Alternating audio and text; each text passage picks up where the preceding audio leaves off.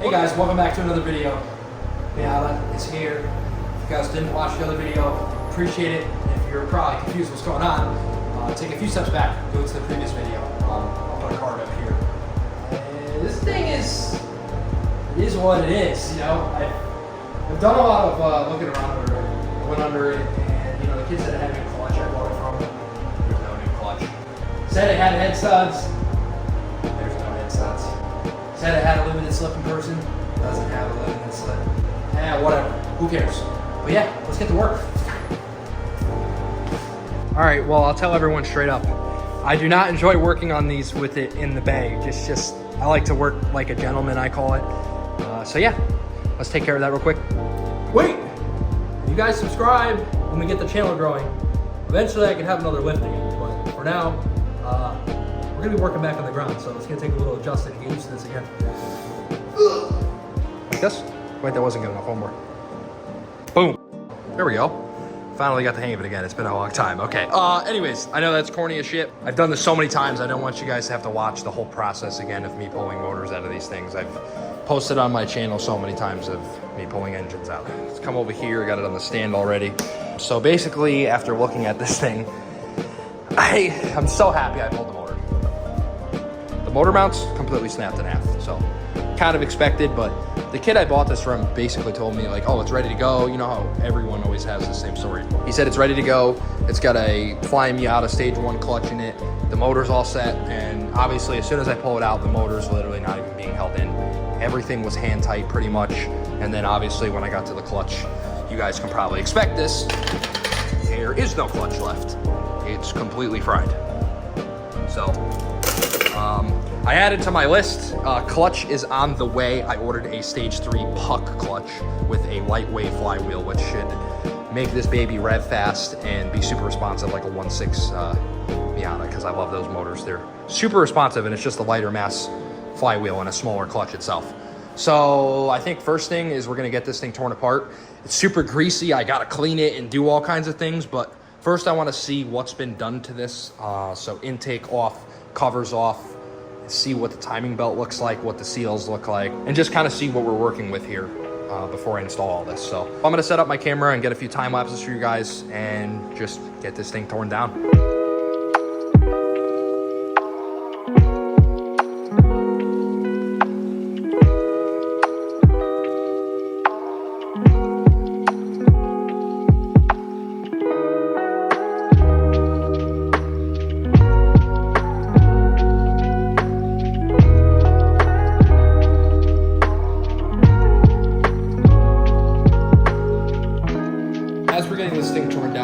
Some time lapses quick. I want to show you guys a really cool tool I got from Flying Miata, big Miata website.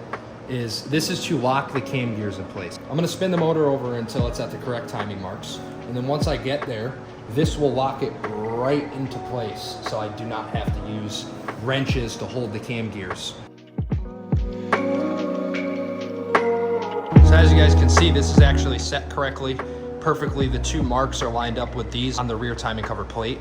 And then on the bottom here, we have actually an arrow right here, and that's all lined up correctly. So now I can remove this timing belt and their cams are not gonna move.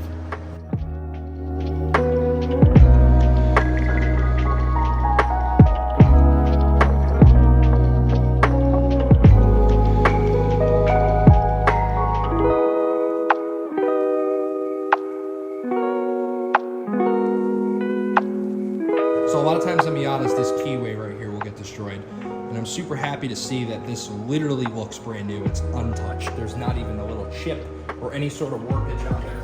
And I'll show you guys what actually happens with these. Is when I say keyway, I mean there is a legitimate keyway. There is a legitimate little piece of metal that slides through here, and it sits on the crankshaft and holds this gear from free spinning on here. You know, it stays in that slot.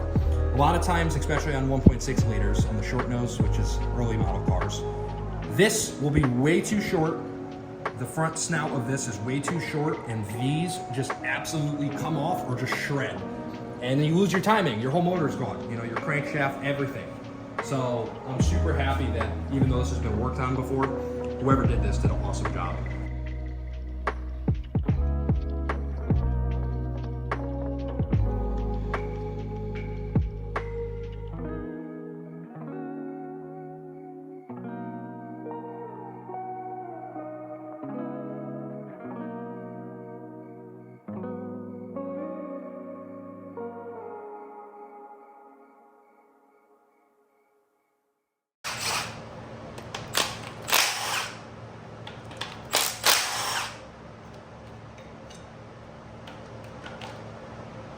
Also, I want to throw in here real quick, shout out to you guys, 400 subscribers. That is awesome. I feel like this is really cool. I think it was like my account said 20 within the last week or something, which is pretty cool. So, I don't know, man. What's next? All right, I'm back. It's a day or two later. I had to stop filming because there was a lot of stuff I don't think you guys wanted to see. It got pretty dirty and messy. This thing is greasy as hell. This motor was literally baked. Like, when I say baked, it was like someone poured oil over it. And then let's say they baked it for a few years, running it like heat cycles. It was literally covered in oil, and over the years, however many years it was leaking oil, it just dirt it was like a magnet. So if I didn't explain, this motor is out of a different car. So if you guys didn't pick that up in the last video or earlier in this video, this engine and transmission are out of a 1997. This shell that it's in, that it was put in, if you pull it back out, this is a 94. Okay, so first thing that's different is going to be the water pump. This is the water pump I pulled off the engine. So this bracket on the end, the water pump I bought does not have it. Now the reason why this is a thing is because the 1997 motor has a bracket for the alternator, which actually mounts to the side of the water pump. The 1.6 style and early 1.8 style alternator brackets mount to the side of the block, and it's this whole contraption. Don't know why they did this, but yeah, I ordered a water pump that does not have that, so I need to either search for that bracket that doesn't have this style, or I need to get a different water pump to get the correct one. Second thing that's going to be different is going to be this oil pressure sensor. Now this is more of an on and off switch on 95 to 05 Miatas, even the NBs. This doesn't do anything. The gauge cluster on a 1995 and up is going to have an L and an H where your oil pressure gauge is. Now this car's a 1994. So this was the last year of the legitimate oil pressure gauge that was stolen out of the 1.6 liter cars. So I started looking into this thing. I obviously got the oil pan off, as you see here. I was checking for any rod play, if the bearings are okay, checking for how dirty it is, if everything looks good. I did notice the oil pump was actually kind of destroyed. First of all, it's sludged up and dirty, but if you guys look at the outer edge of where the front main seal goes in, it's pretty hacked up from, you know, someone removing it, or God only knows what happened. Maybe the crank pulley was touching it. So that's a no-go. I'm either gonna have to get a new one. I can't do too much right now, but what I was doing when I had the camera off is about 2 straight hours and 3 cans of degreaser, using a flat blade screwdriver, all kinds of brushes and rags. I got most of the dirt removed from the block. It's pretty bare and clean. You see my hands are actually more dirty than this block is. The head was destroyed. I got all the crevices. There's still some on the back. I have this soaking in degreaser right now. And then there's all this up front I have to do. But my plan is to paint the block black. I was thinking about red, but I'm not really a big fan of that. I think the valve cover is going to be red, like a wrinkle red or a wrinkle black. I want to show you guys. What I did is I put all this tape around. How you get it to form to what you're trying to tape off is you just take a hammer after you put your piece of tape on, and as you hit the edge, it'll cut it, and you just rip it off. And what I wanted to show you guys, this little trick, if you haven't seen this before on the internet, you take a little bit of Vaseline, like it's almost like grease, and you put it in the spots you don't want paint to stick to. And the reason why I'm doing this instead of tape is because I want these freeze plugs to stay like the chrome, giving a nice even coating. I'm not gonna go too crazy. And it's way better than tape, and I can kind of wipe it right off when this is all dry. It'll just be much better than having to cut out tape into there. It's just such a hard spot to get to. Everything I want taped off is done. Studs are taped off, the bottom of the head. I mean, I don't really care about a little bit of overspray. I just got your typical black spray paint, engine enamel, high heat, and then I did get some gloss because they didn't have any gloss black, and a nice coating of this will make it, you know, kind of shiny like semi-gloss. I'll do 1 coat. So yeah, please enjoy.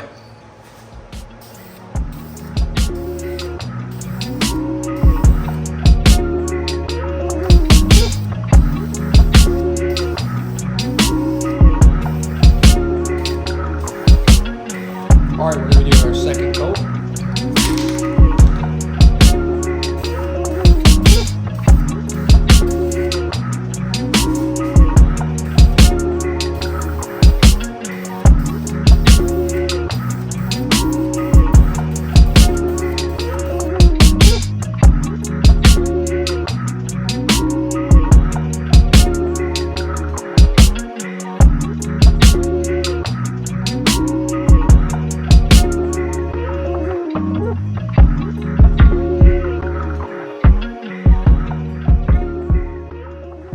Well, that escalated quickly. The bay's apart. So the rest of the video, I made a checklist where I left off. You guys just saw me painting. We got the engine out. We disassembled the engine block down to a long block. So we've got all the accessories off, the valve cover, cleaned everything, blah, blah, blah. I did make a parts list of the rest of the stuff I need. We cleaned the transmission. I will show you guys that next video. I'm relooming the engine harness and cleaning the engine bay. That is the final step to this video. That is what you see right here. Now, I didn't want to show you guys kind of just ripping it off. I want to show you me actually cleaning and doing it. So what I'm left with right now is just dirt and all kinds of garbage. So I got to clean all this off before I do anything. So for the engine bay, what I'm thinking of doing is I'm going to leave the fuse box where it's supposed to be. They're supposed to be mounted here. I took the bracket off. And the wiring usually comes like this. It snakes right here, and then it comes down the side. And you have wiring up front here for your front turn signal and the headlight assembly I took off. And then you have the whole front harness part, which is for power steering, which you don't even need. You have a ground right here. You have your idle air control valve. You have a throttle position sensor. Then we have this stuff for the alternator. When this is all cleaned up right here, you're gonna see no wiring right here. It'll be nice and clean. I already rerouted the cable for the hood release. It was coming up front like this, and I don't know why they don't factory just do this. So I put it behind. So all I really have in this video is to show you that. And next video will be putting this together. And then after that, it will be cleaning the bay.